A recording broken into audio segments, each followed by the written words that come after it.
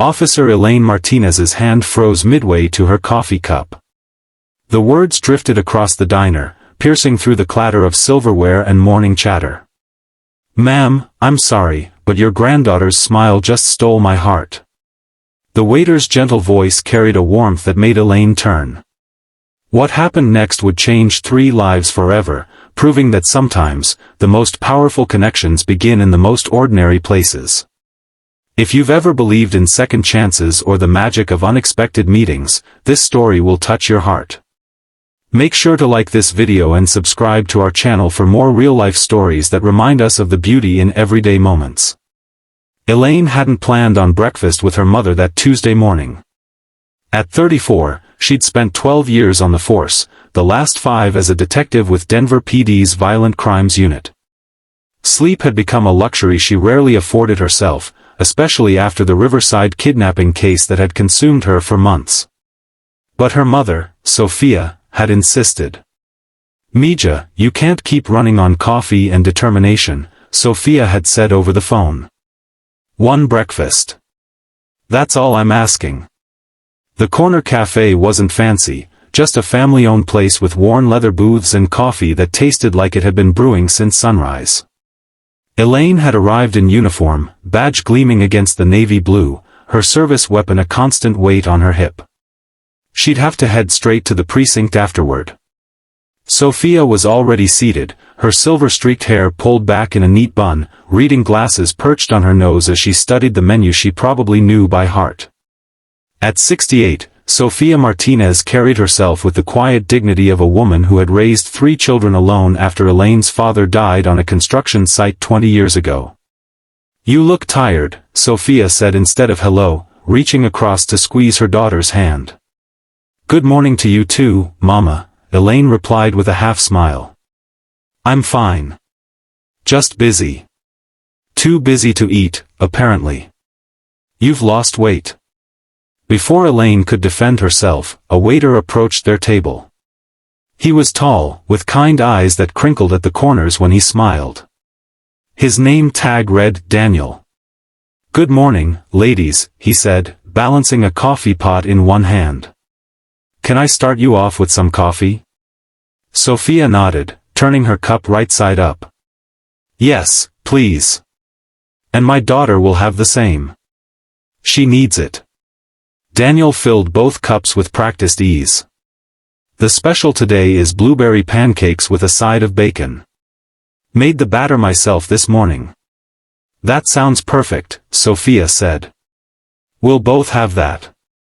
Elaine opened her mouth to protest. She rarely ate breakfast, but her mother silenced her with a look that hadn't lost its power since Elaine was a child. As Daniel walked away, Elaine noticed the slight limp in his gait, the way his left shoulder hunched just a fraction lower than his right. The detective in her cataloged these details automatically, a habit she couldn't switch off. "He's new," Sophia commented, stirring cream into her coffee. "Started about a month ago. Works the morning shift while his daughter's in school. You know everyone's business, don't you?" Elaine said, but there was affection in her tone. "Not everyone's. Just the ones who matter." Sophia's eyes twinkled. "He's a single father. His little girl comes in sometimes after school. Beautiful child, about 7 or 8. Has her father's eyes." Elaine sipped her coffee, letting the bitter warmth chase away some of the exhaustion. "Mama, are you matchmaking again?" Sophia looked innocently at the ceiling. "Me? Never. I'm just making conversation." Their pancakes arrived, golden and steaming, the scent of blueberries rising with the heat. Daniel set the plates down carefully. "Anything else I can get for you ladies?" he asked. Sophia reached into her purse and pulled out a small photo. "Actually, I wanted to show you the latest picture of my granddaughter. My other daughter's child. She just turned 6. Elaine fought the urge to roll her eyes. Her sister Carmen's daughter, Lucia, was indeed adorable, but Sophia carried her photo like a weapon, ready to deploy it in any conversation. Daniel took the photo with careful hands. His face softened as he looked at the image of Lucia in her ballet costume, front tooth missing, grin wide. "Ma'am, I'm sorry, but your granddaughter's smile just stole my heart," he said, with such genuine warmth that Elaine found herself studying his face more carefully. "She looks like sunshine." Sophia beamed. "That's exactly what she is. Pure sunshine." "I have a daughter about her age," Daniel said, returning the photo. "They're magic at this age, aren't they? Everything is still possible." "You should bring your daughter to meet Lucia sometime," Sophia suggested. "We have family dinners on Sundays." Elaine nearly choked on her coffee. "Mama." Daniel laughed, a rich sound that seemed to brighten the diner. "I appreciate the offer, but we're still settling in. Moved here from Chicago 3 months ago for a fresh start." His eyes flickered briefly to Elaine's uniform, to the badge. Something passed across his face, not fear, exactly, but caution. It was a look Elaine knew well. People reacted differently to the uniform. "Well, the offer stands," Sophia said firmly. "Now, we should let you get back to work before these pancakes get cold." As Daniel walked away, Elaine leaned forward. "Subtle, Mama. Very subtle." Sophia shrugged, cutting into her pancakes. "Life is too short for subtlety, Elaine. That man has kind eyes. And you work too much." "I work exactly as much as I need to," Elaine countered, but the defense sounded hollow even to her own ears. They ate in comfortable silence for a few minutes. The pancakes were delicious, light and fluffy, the blueberries bursting with sweetness. Elaine found herself cleaning her plate, realizing how hungry she'd been. "See? Food is good for you," Sophia said with satisfaction. "Now, tell me about this case that's keeping you up at night." Elaine sighed. "You know I can't discuss ongoing investigations, Mama. I'm not asking for confidential details. I'm asking about my daughter who looks like she hasn't slept in a week." Before Elaine could respond, her phone buzzed. She checked the screen and grimaced. "I have to take this. It's work." She stepped outside the diner, the morning air cool against her face as she answered. When she returned 5 minutes later, her expression had hardened into the professional mask she wore at crime scenes. "I have to go. There's been a development." Sophia nodded, understanding in her eyes. "Go. Do what you need to do." "But Elaine," she reached for her daughter's hand, "remember to breathe sometimes." Elaine squeezed her mother's hand, then reached for her wallet. "Already taken care of," Sophia said. "Daniel brought the check while you were outside." Elaine frowned. "Let me at least leave the tip." She placed a $20 bill on the table, more generous than usual. As she stood to leave, she caught Daniel's eye across the diner. He nodded once, a gesture of respect between strangers. Something about his steady gaze stayed with her as she hurried to her car. The development turned out to be a witness finally coming forward in the Riverside case, a teenage girl who had seen a man forcing a child into a van 3 blocks from where 8-year-old Mia Riverside had disappeared. It was the first solid lead they'd had in weeks. For the next 14 hours, Elaine barely thought about breakfast, about her mother's matchmaking, or about the waiter with the kind eyes and the slight limp. She interviewed the witness, coordinated with her partner to canvass the neighborhood again, and pored over security footage that might have captured the van. It was past midnight when she finally returned to her apartment, a 1-bedroom space she'd decorated minimally, more a place to sleep than a home. She kicked off her shoes, shed her uniform, and stood under the shower until the hot water began to cool. Only then, as she was drifting toward sleep, did Daniel's words float back to her, "They're magic at this age. Everything is still possible." She wondered what had brought him to Denver, what kind of fresh start he was seeking. Then she pushed the thoughts away. She had a missing child to find. Nothing else mattered. 3 days later, they found Mia Riverside alive. The van had been spotted by a patrol officer, the license plate matching one captured on a security camera 2 miles from the abduction site. The girl was thin and frightened but physically unharmed. Her abductor, a distant relative with a history of mental illness, was in custody. The relief was overwhelming. Elaine sat in her car outside the hospital where Mia had been reunited with her parents, allowing herself to feel the full weight of the past weeks lift from her shoulders. She hadn't slept more than 4 hours at a stretch since the child had gone missing.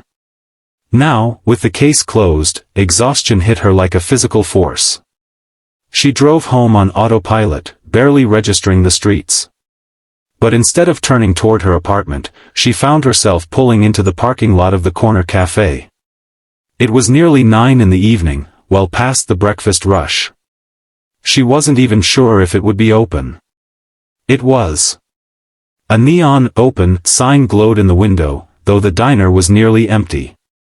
Elaine sat at the counter, still in her work clothes, her badge and gun secured in her car's lockbox. She didn't want to be Officer Martinez tonight. She just wanted to be Elaine. A waitress she didn't recognize approached with a coffee pot. "Just coffee, or are you hungry too?" "Just coffee, thanks," Elaine replied, rubbing her temples. "You look like you could use something stronger than coffee," the waitress commented, filling a mug. "Rough day?" "Actually, it was a good day," Elaine said, surprising herself with the admission. "A really good day." "Well, that's nice to hear. Most people who come in looking like you've had the weight of the world on their shoulders aren't having good days." Elaine smiled faintly. "The weight's off, at least for now." She sipped her coffee, letting the familiar bitterness ground her. The diner was quiet, just the soft clinking of dishes from the kitchen and the murmur of conversation from the only other occupied booth, where an elderly couple shared a slice of pie. The kitchen door swung open, and Daniel emerged, carrying a plate. He was dressed differently, jeans and a faded blue t-shirt instead of the white shirt and black pants he'd worn as a waiter. He handed the plate to the waitress, then turned and saw Elaine. Recognition flickered in his eyes. "Officer," he said with a nod. "Elaine," she corrected him. "I'm off duty." He hesitated, then gestured to the empty stool beside her. "Mind if I join you? My shift ended an hour ago. Just waiting for my sister to drop off my daughter." Elaine nodded, surprised by how much she wanted the company. "Please." Daniel sat, wincing slightly as he adjusted his left leg. Up close, Elaine could see the fatigue in his face, the shadows under his eyes that probably mirrored her own. "Long day?" she asked. "Double shift," he replied. "The morning waiter and the evening cook. The regular cook called in sick." "You cook too?" A small smile played at his lips. "I do a lot of things. Cooking, waiting tables, fixing cars. Whatever pays the bills." There was no self-pity in his voice, just matter-of-fact acceptance. Elaine found herself curious about this man who spoke so tenderly about children and worked double shifts without complaint. "Your pancakes were excellent," she offered. "My mother hasn't stopped talking about them."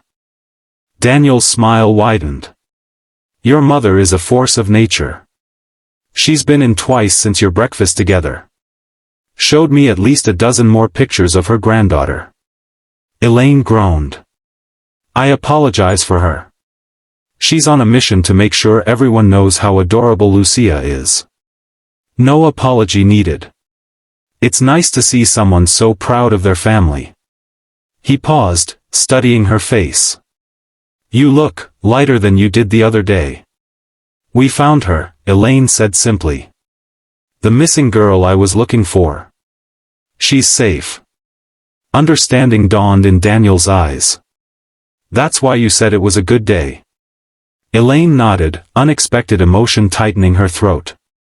She hadn't allowed herself to feel the full impact of Mia's rescue, had maintained her professional distance even as the child's parents had sobbed with relief. Now, sitting in a nearly empty diner with a near stranger, the magnitude of it washed over her. Hey, Daniel said softly, noticing the change in her expression. That's more than a good day. That's a miracle day. It doesn't always end like this, she admitted.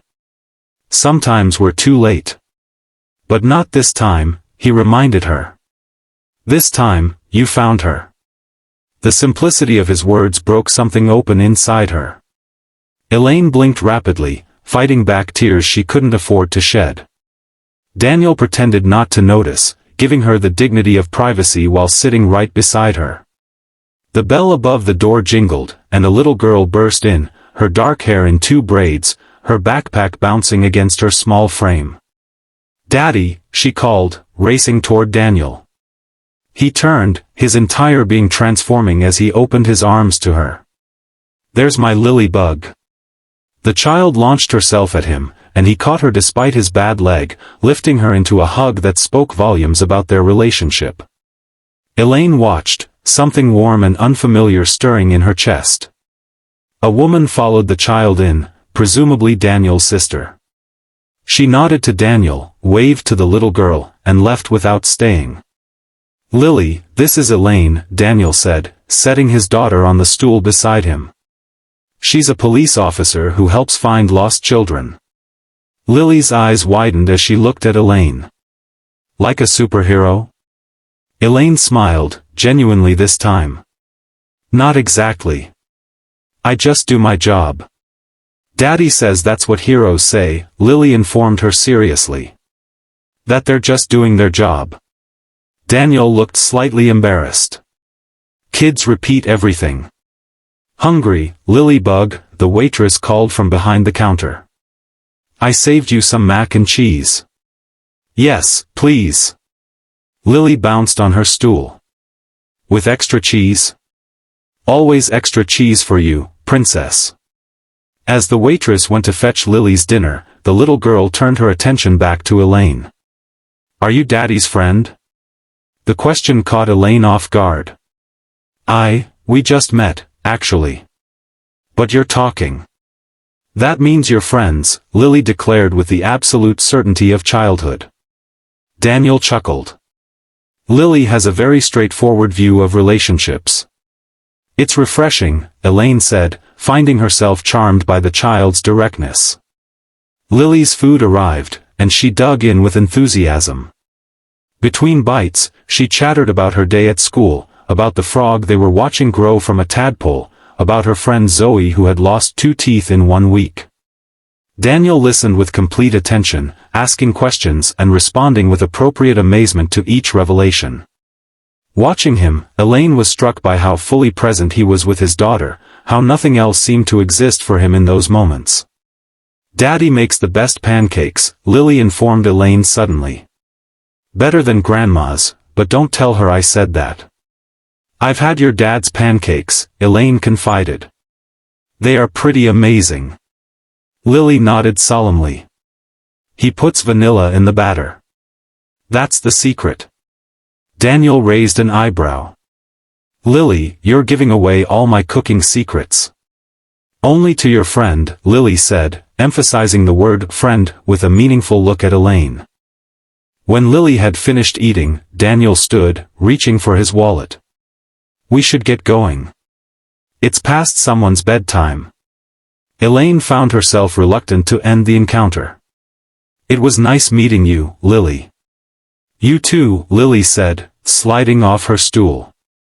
Then, with the impulsiveness of childhood, she threw her arms around Elaine's waist in a quick hug.